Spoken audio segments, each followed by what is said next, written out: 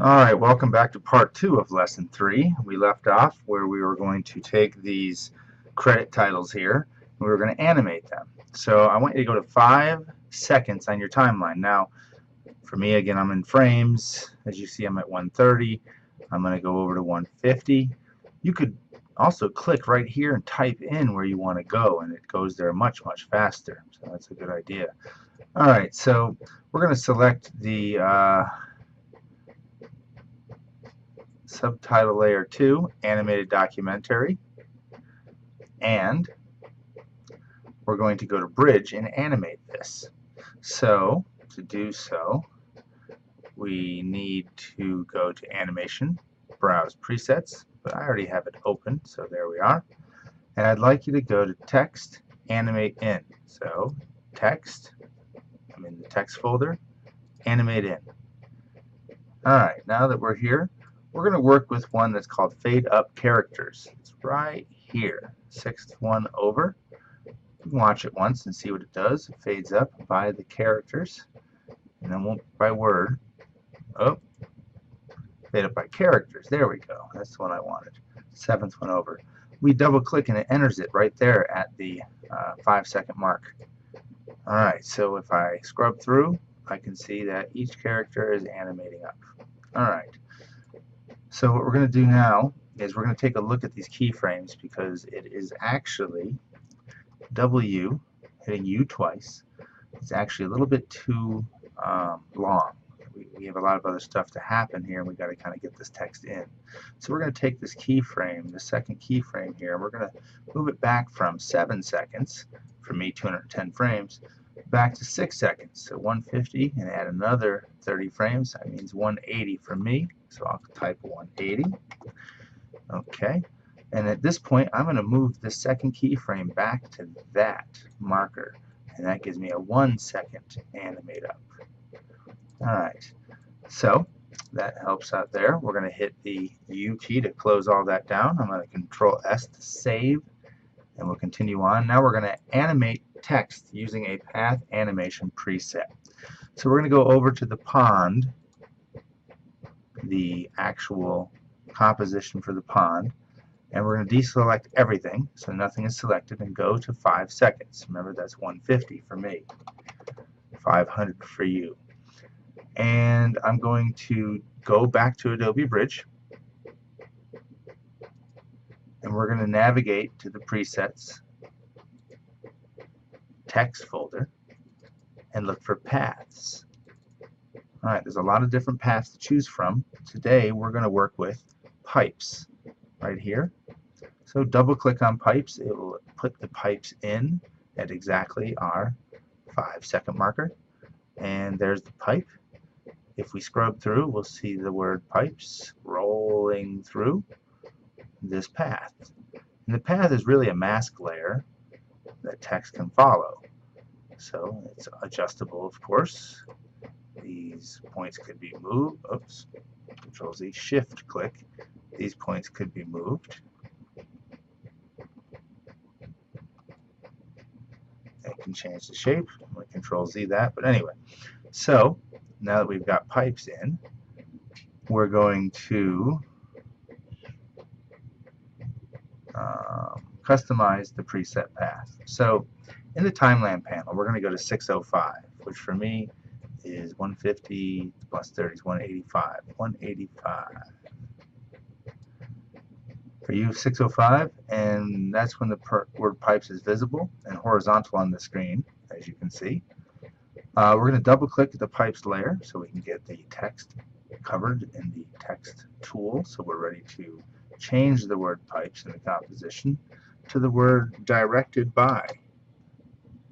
Let's go ahead and type, oops, directed by. Alright, now that you've typed that, don't worry about its size at the moment. We're going to change that. So in the character panel with pipe directed by fully selected, I double clicked. I'm going to go over and make sure that the font, I'm going to change it so it's not exactly the same but similar. Something called Minion Pro. Back a little further, it's close to the text we're using.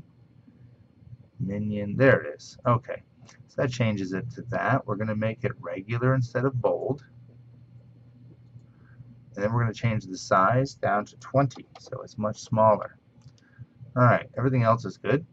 We're going to take a peek at this now and notice that the word directed by pretty much isn't there and then is there at this point. Alright, so now we're noticing there's a problem with positioning, so we're going to fix that. So we're going to close directed by. I'm going to click on it, which is the pipe, and we're going to adjust it so that it actually fits our scheme better for where it comes in. I'll change to my mouse. I'm going to, oops, Control Z. I'm going to shift click. No, I haven't done this in a while.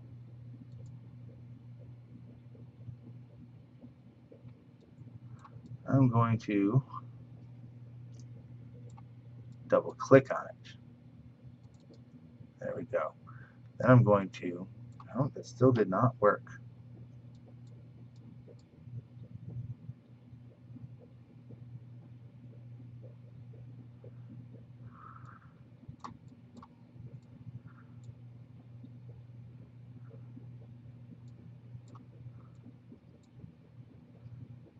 I'm going to try it from position. There we go. Okay. So use the position tool to drag down so that it appears, I'd say, right about like that. Now our credits title also needs to have its position changed. So I'm going to drag that down.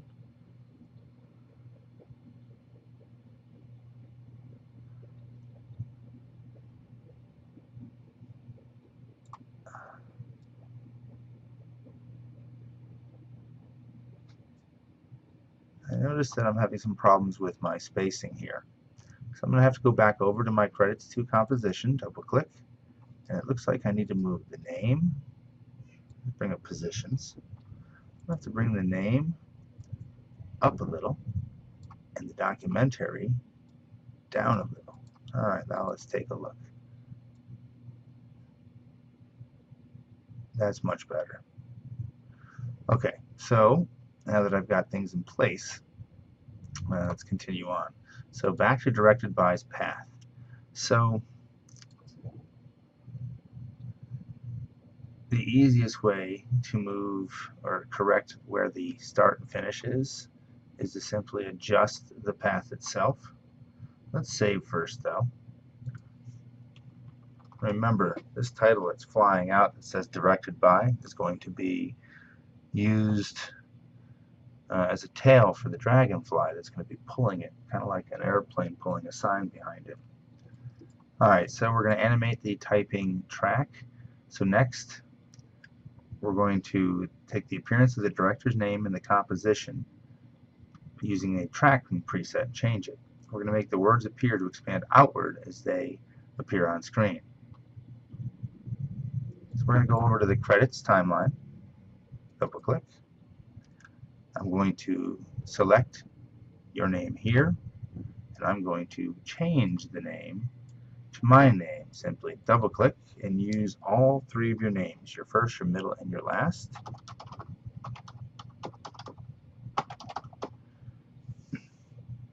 Alright, Richard Eugene Cole for me.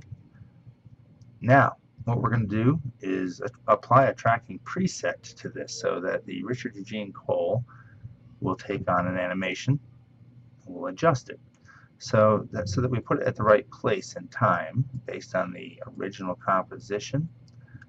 We will do this when the text is sort of over it. So we're going to go to about 7:10 in the timeline. Now that would be 150, 180, 7 second, 30, 210 for me, plus 10 more is 220. So I'm going to head to 220. And at this point, in time, I'm going to add an animation. So I guess we'll go over to the presets, and we're going to use the text folder and go to the tracking folder. Inside the tracking folder, I'm going to find increasing tracking right here. I'll double click to apply it. So if I scrub through here, you'll see that it opens up pretty wide. Now, of course, that's kind of crazy. So we're going to adjust this, make this one be a little bit more accurate for us. So make sure you're still with your name layer, or go back to 7 minutes or 7 seconds and 10 frames. For me, again, that was 220. And we're going to take a look at all the keyframes by typing UU, so we can see all the settings. So in Animator 1, that is what we just placed on this text. That's the tracking animator. We're going to change the tracking amount. So let's go to -5. That's going to squish it together. And then from here we can grow the word out. So we should probably set a keyframe.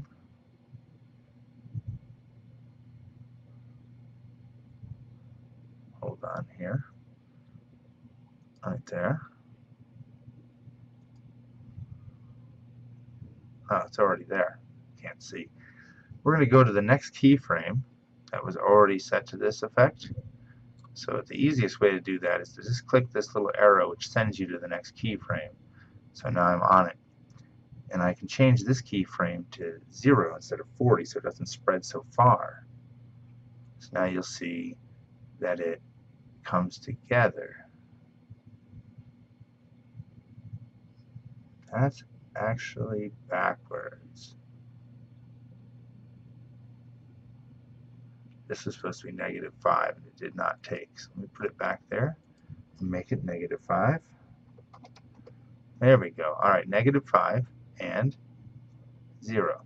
There we go. So it starts squished and at -5, and then it goes to here for 0. Okay, so that is now set. We're going to drag along to the next part, the animating text opacity. So we're going to take a look at the animation of the director's name a little bit and make it fade on screen as the letters expand, because right now it's here the whole time as a bunched up mess. So we'll do some basic opacity keyframing. So let's go back to this keyframe at 710 for you, which is at 220 for me. Alright, so I'm on this keyframe, and I'm going to click on the name and hit the T key to bring up opacity. So I'm in the right spot. So at this point, I'd like to set the opacity to 0 and make a keyframe, which it already did for me, so that's good.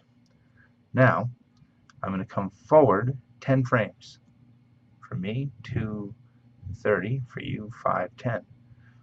And set it now to 100 so that it comes in. And if I scrub through here, I'll have a fading in and expanding director's name.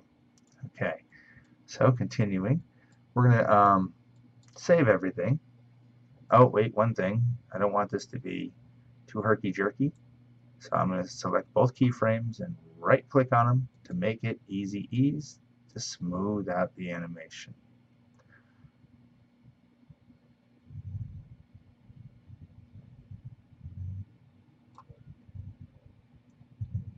Alright, so let's save this.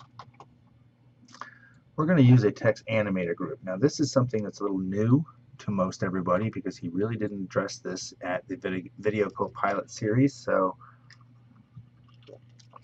what we're going to do is first go to the correct time in our timeline to where things happen. So at 8:10, so for me that's 150, 180, 210, 240, plus 10 more, 250. So I'll go to 250, you'll go to 8:10. We're going to hide my opacity here. Don't need it any longer.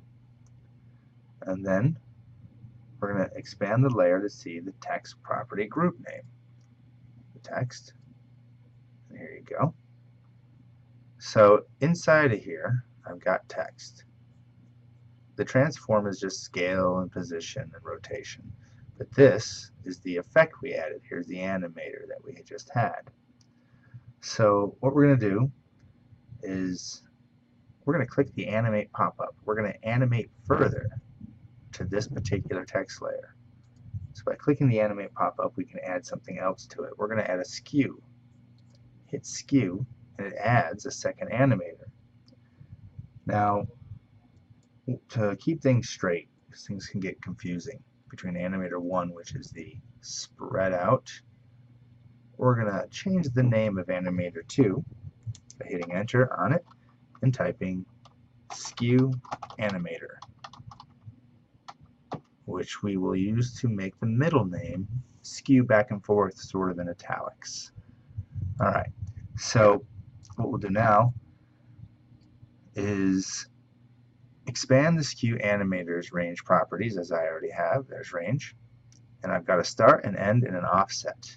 Now what we're going to do here is make some adjustments so that we can pick the word Eugene, because right now if I use the whole thing and I add something to this, it'll do it to all of it, and I want to only do it to this part, the middle name. So we're going to change the values of where the beginning and the end of this range selector is. So I'm going to go to start, and I'm going to click and begin dragging over. If you pay attention, you can see that the cursor right there just moved. I'll zoom in. The cursor now appears right before the E. I started this range selector at the letter E. I want to end at the end of my name. Incidentally, I'll go backwards on this one. Now don't go straight to the E. Go to the space. I find that it will work better in skewing your letters. Your final letter will be pushed better. Okay, so now we've set the beginning and end of our middle name. We can change the skew to make something happen. So we're going to drag the skew animator's skew. Right here's the skew itself for the skew animator because we named it that. It's set to 0. We're going to move it so that we can see the skewing or swaying of our middle name.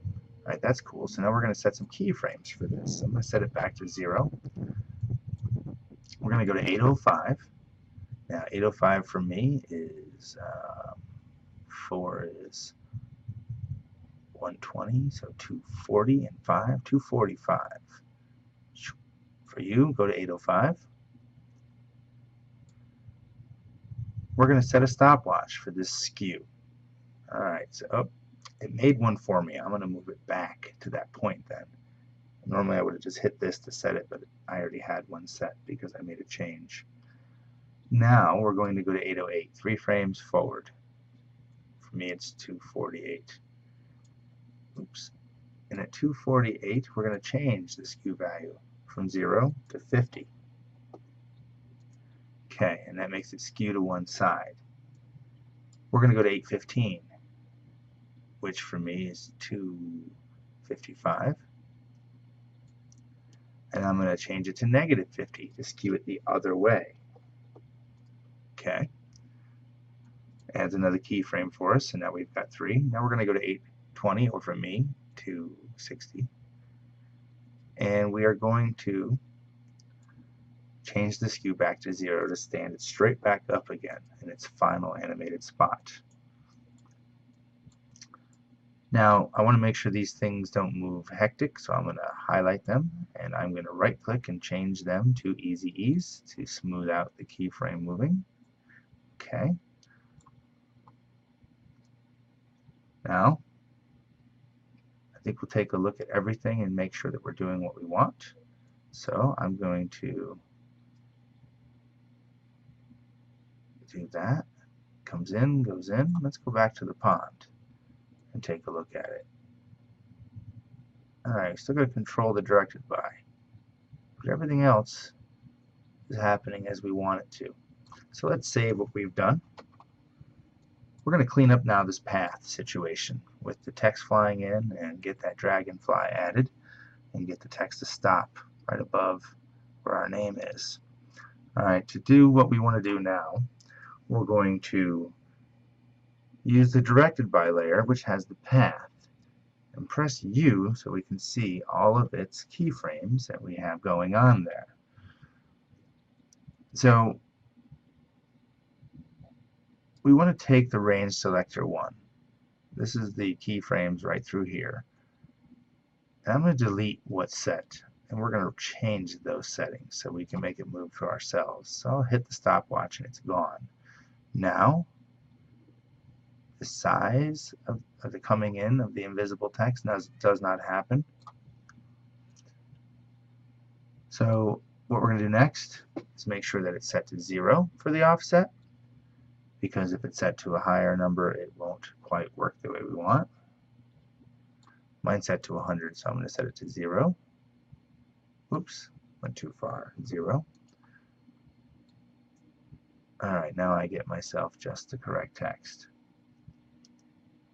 So it stays at the right size throughout the entire run by being 0. And remember, kill the keyframe 0. Okay, so we're good there. So we're going to select the last keyframe for the first margin property. So here's your first margin. Come across, there's 3 keyframes. I'm going to select the last keyframe and delete it. Instead of having the words directed by go from here to here and then take off, let's not have it take off. So now it stops. Okay, so now we can adjust some things to make things work. Comes to rest right above the flower, not quite where we want, but we're going to change that. So let's go to 614 on your timeline, which for me is 8094, 194. Alright, so I'm at 194, it's where these keyframes are. And I'm going to change the first margin value to 685. So this keyframe, I'm right on it. I'm going to change this to 685. It moves it over a little bit. But we also need to adjust the shape of this path, because when I stretch it out, it's going to change the position. So let's do that now. We're going to basically use shift-click to drag and correct this. So I'm going to hold down shift and click and pull this part off the screen. Then I'm going to let go of the click and let go of my shift. We'll do the same thing to the end. Shift, click, drag. Oh, that's not what I want. Control Z. It's click, shift, drag. You have to do it in that order. The click, then the shift. Then let go of the mouse, then let go of the shift. And I've now extended the path on and off the screen, and it's repositioned the text because I pulled the line backwards. There's a little bit to remember there, but essentially when you add paths and you play with the movement with the margins and the path options, you'll find that you can adjust things by adjusting the length and its position together. We got the position here, we just changed its length. Okay, so there we are. It settles in above the lotus. What we're going to do now is basically save what we want done here, and we're going to try to finish this off.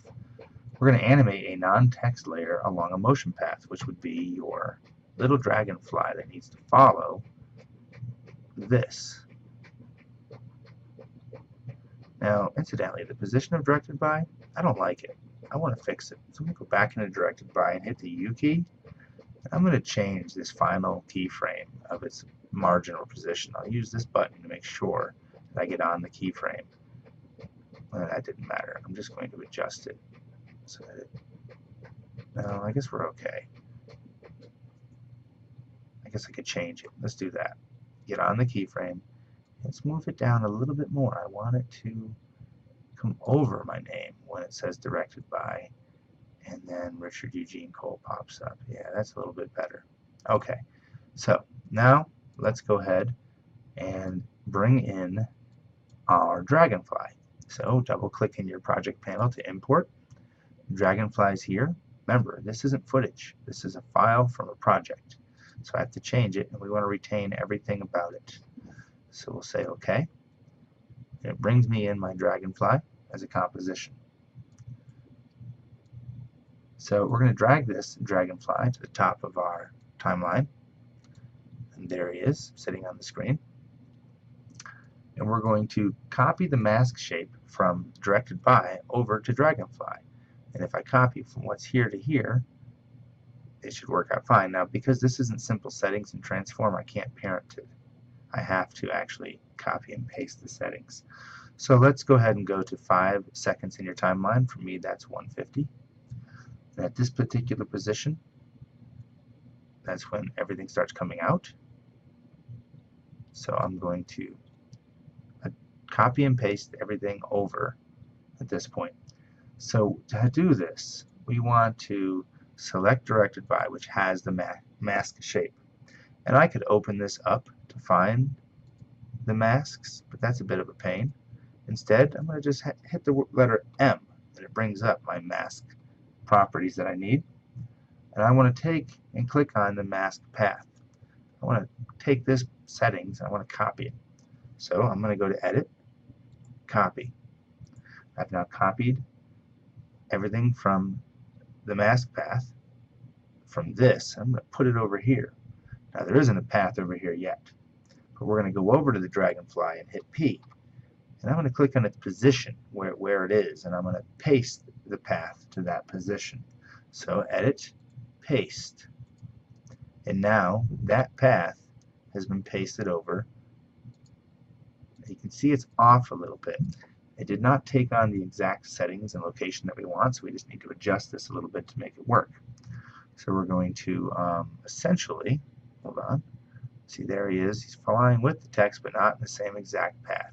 But we can fix this by moving the Dragonfly's position down to where the text is. Oops, careful, Control Z. We have some keyframes here, so I need to change the first keyframe. So I'm going to go back to the first keyframe and change it to bring everything down. That didn't work. Oh, position. There we go. I have to change every position, not just one of the dots. So I'm going to bring it down to about here and then look and see if I have it right. Not quite. Down a little bit more, as you can see. But you have to be on this keyframe to make the adjustments. Okay. That's awfully close. I'm going to go down a little bit more. Maybe 200. Oh, that went up. I just made a keyframe. Let me fix that. Position. Down a little more. Okay. That's pretty darn good. The text is basically going to be attached to the tail when we adjust our parameters here. Now, the Dragonfly is facing the wrong way. So we need to turn it around. There's an easy way to do this. We could try to do a rotation, but we can make the layer just turn itself with the path. So we're going to select the Dragonfly layer. We're going to go up to choose the layer from the menus, go down to transform, and auto-orient it to the path. To the path. Boom. It turned it around, so now it's oriented with the path. Now the text and Dragonfly are not quite moving in unison, so we're going to fix that next. We're good with this part though. We can hide the P. I can hide the mask by hitting M, and the P for the credits. So we're closed up on everything. Probably should save what we've done to make sure things are good, so Control S. So now we're going to coordinate the text and the object together, the Dragonfly, so that they come together. So we're going to get directed by here and hit U to see its keyframes, because we need to coordinate between these keyframes and the ones that are in Dragonfly. So I'm going to go to 518, which is a time spot that's actually right about where everything starts to happen. So for me that's 150 plus 18 more, so that's 168. For you that's 518. And the Dragonfly and the text are kind of together, but the text is ahead. We're going to fix that. So we're going to take and change the first margin value here and move the text backwards to be at the end or tail of the Dragonfly, like it's pulling it. So that's a quick adjustment to make, and it puts a keyframe for us right there. Now we're going to go to 525 which for me is at 75 here. Okay, go to 525, which pulls it around the corner. Now you can see that the Dragonfly pulled away. So let's bring the text up a little closer. To fix that, we'll set another keyframe for the margin by just pulling it in a little bit tighter. And it sets our next keyframe for us. And now let's see what happens. Alright, so as it comes out, it's still got some space. We can fix that too. It's supposed to let go right here. Click. And it sort of floats in and just stops. And then the Dragonfly flies off. So we have this part good. But the part here where it separates we're going to fix. So if I can, as it comes in, take the keyframe for the title and bring the keyframe to a position that attaches it to the Dragonfly, I can pretty much have it touching the tail and rolling with it. Of course, we can make further adjustments by moving these keyframes into positions that might assist us in getting it to stay connected to the tail, like right around the corner here. But I'm pretty happy with this, because when it moves so fast, no one's going to even notice. So let's see what I have. I'm going to change my work area to just cover this spot to only render this, so I can just watch it and make sure that it works. Flies in, drops it off. Alright, pretty happy with that. So now the only other thing left to do to make realism happen is to add some blur, because right now everything is clean. Nothing moves fast by your face cleanly. If you move your fingers really quick in front of your eyes, you'll notice there's blur. So to add some motion blur to all of this, it's going to be a pretty easy thing to do. We're going to enable motion blur within the timeline controls. So basically, let me close this down. Motion blur is this. If I click and just drag down, it turns them all on. But I'm going to take the motion blur off of the pond background because it doesn't move, doesn't need a blur. And I want my computer to work harder than it needs to. And I'm also going to take it off the credits layer because there's no blur on the original files. So let's go over and take care of that. Close down my two titles. I'm going to add blurs to these first. Now they have blurs on them. I can switch back to the pond, and I can then turn on blurs for the credit layer. And now I've added blurs to everything. If I want to motion preview everything, it might take a second, but I can definitely see if everything happened the way I wanted. I'm running in full res, but in this resolution of time, an old DV video, it renders much faster. Alright, there it goes. So there's a little blur to it when it comes in. Here we go. Pond, shrinks, parented lotus, pulls it in, drops it, and it stayed blurry. There's my middle name moving. Alright, so that is exactly what we wanted. I'm going to hit Control S to save. You can now take this video when you're finished with it and export it as an H.264 or a file of your choice to your YouTube so that you can post this to your WordPress page that I assign. Thanks.